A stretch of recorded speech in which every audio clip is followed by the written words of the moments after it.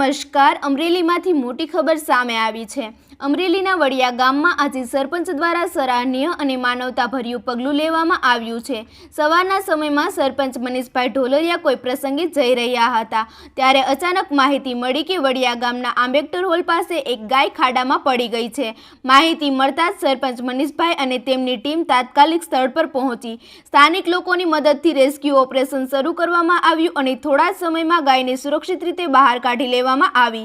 ઉલ્લેખનીય છે કે મનીષભાઈ વર્ષોથી ગોવર્ધન ગૌશાળાનું સંચાલન કરી રહ્યા છે અને ગૌરક્ષા માટે તેઓ સતત સેવાભાવથી કાર્યરત હોય છે।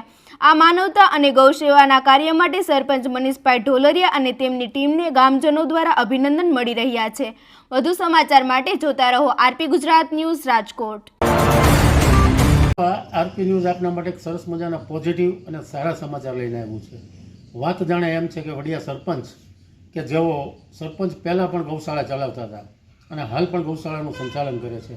આજે સરપંચ સવારે કોઈ લગ્ન પ્રસંગમાં બહાર જતા હોય અને સવારના એને સમાચાર મળ્યા કે કોઈ ગાય ખાડામાં પડી ગઈ છે, તો એક ગાયને કાઢવા માટે લગ્ન પ્રસંગ મૂકી અને સવારના એની ટીમ સાથે ગાયને ખાડામાંથી કાઢવા માટે જહેમત ઉઠાવી અને એમની ટીમ સાથે આ ગાય માતાને બચાવી લીધી।